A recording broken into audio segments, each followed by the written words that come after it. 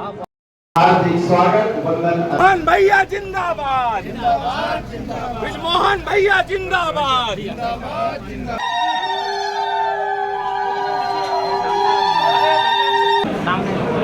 इसका नाम दो। आदरणीय संजय यादव जी, हमारे शहर जिला के उपाध्यक्ष आदरणीय श्यामा चक्रवर्ती जी, आपसे भी निवेदन है कि मंच पर स्थान ग्रहण करेंगे।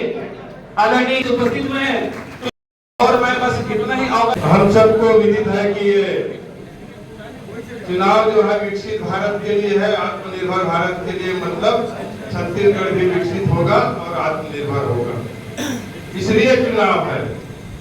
और पूरे देश ने हमारे विरोधी पार्टी विपक्षी को नकार दिया, कहीं उनका पूछताछ नहीं है। सारे उनके लोग भी भारतीय जनता पार्टी में आने के लिए आतुर है, ऐसी विपक्षी स्थिति है।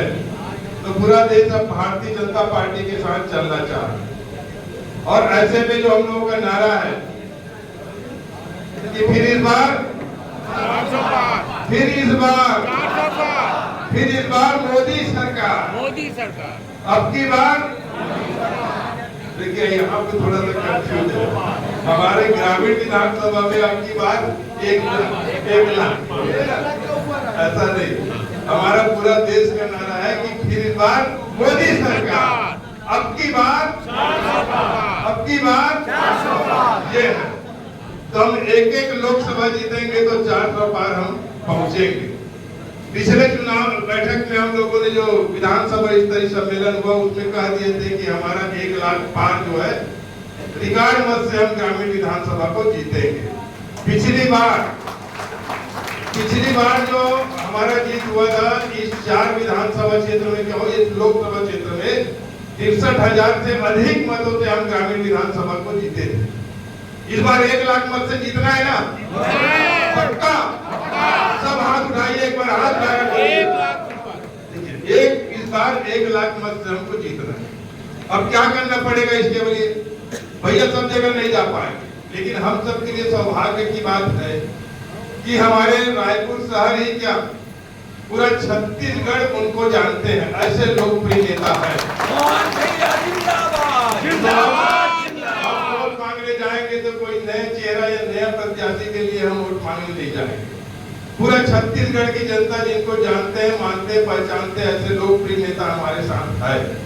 तो वो सबके पास सब जगह सब क्षेत्र में नहीं जा पाए, हमारे मंडल में आ गए, समय निकाल के लिए हम सबके लिए बड़े गौरव की बात है। आगे तो इस लोकसभा क्षेत्र में 9 विधानसभा है और 9 विधानसभा क्षेत्र में उनको समय देना है। तो हमारे माना मंडल में अभी आए हैं, अब माना मंडल के समस्त पदाधिकारी प्रदेश से लेकर के, जिला से लेकर के, मंडल से लेकर के, हमारा शक्ति केंद्र और बूथ के अध्यक्ष लोग यहाँ पर उपस्थित हैं। तो हम सबका कर्तव्य बनता है कि भैया हम सबके बीच आए हैं, उनको आश्वस्त करते हैं कि अब वो हमारे बीच अभी चुनाव में आ पाए ना पाए, वो दूसरी जगह को देखें। क्या माना में आना जरूरी है? क्या माना में आना जरूरी है? क्या तो भैया कम बोलते दूसरी जगह देखे, है ना? तो ये हमारे मन में भाव होना चाहिए और इस भाव को लेकर के स्वयं प्रत्याशी समझ करके, कमल छाप का एक संदेश वाहक, एक दूत समझ करके एक घर तक जाना है।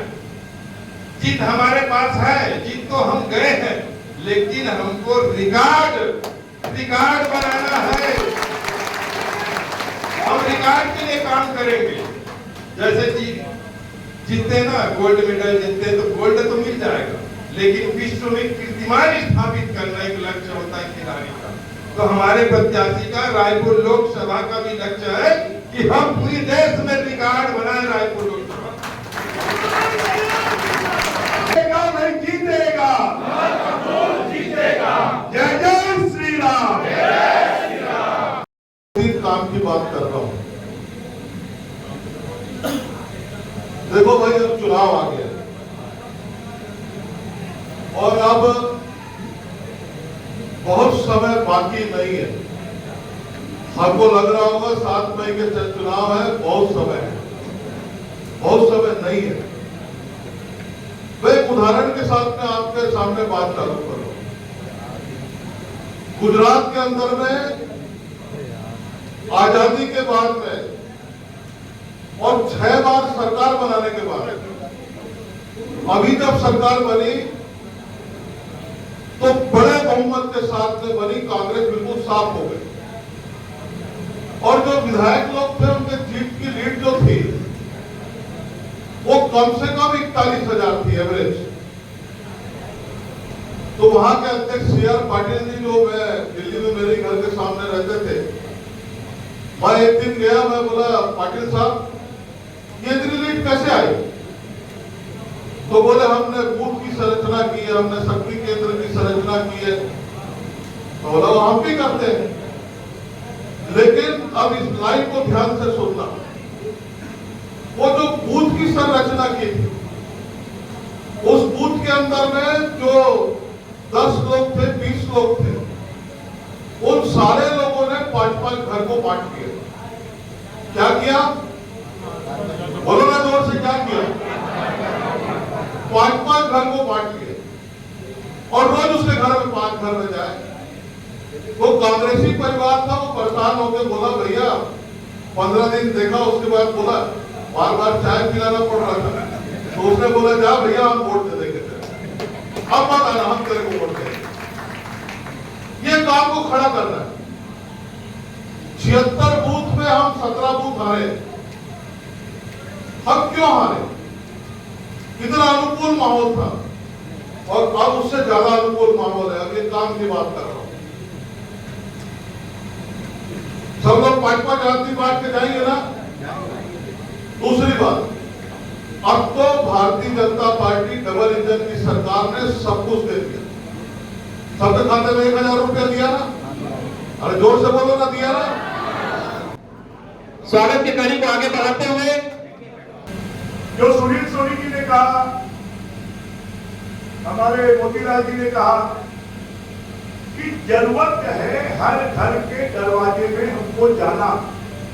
जो माताएं बहनें हैं वो घर के अंदर में चूल्हे चौके में जाएं, उनसे बात करें। जब उनसे बात करेगी तो महिलाएं बोलेंगी हाँ हमारे से पहले गलती हो गई और हमारे खाता में 1,000 रुपया, कोई घर में तो 5-5 झंडा मेरा थे, 5-5 हजार रुपया। तो फिर क्यों दूसरे को वोट देंगे? किसानों के पास जाएंगे, उनके खाते में गया है। पहले कांग्रेस को वोट दिए, अब क्यों देंगे? 2 साल का बोनस आया, अब क्यों देंगे? प्रधानमंत्री आवास के लिए लोग फटक रहे थे, प्रधानमंत्री आवास बनना शुरू हो गया, तो गरीब क्यों वोट देगा कांग्रेस को? हमको ये जाकर उनको बताने की, समझाने की जरूरत है। हमको खाली त्रिकोण भैया जिंदाबाद, नरेंद्र मोदी जिंदाबाद, इससे काम नहीं चलेगा। हमको हर घर के दरवाजे में जाके 5 मिनट रुकना है, रुक के बातचीत करना है। हमारे पक्ष में है तो उसको बोलना है कि भैया तो घर के वोट तो डलवाना है और बाजू बाजू के भी डलवाने। और जो बोलता है कि मैं तो कांग्रेसी हूँ, तो कहाँ है बचे कांग्रेस? बोला समझाए पर पड़ेगी कि भैया काबर बीजेपी का वोट देना है। उन्होंने सोचे नहीं इसका कि अयोध्या में प्रभु राम भगवान के मंदिर बन जाएगी, उन्होंने सोचे नहीं इसका। अब भविष्य का सांसद आपसे बात करें। ये पहली बार आप लोग देख रहे होंगे कि वर्तमान और भविष्य दोनों साथ में बैठे हुए। और ये अगर संभव है तो सिर्फ बीजेपी में संभव है। अगर दूसरी जगह होगा तो जिसको टिकट नहीं मिली है वो घर में जाके सो जाता, पार्टी उसको मनाती कि नाराज है। परंतु सुनील सोनी जी बड़ा मन करके, क्योंकि मेरे 6 बार के चुनाव संचालक ये रहे हैं और ये जब सांसद बने तो मैं इनका चुनाव संचालक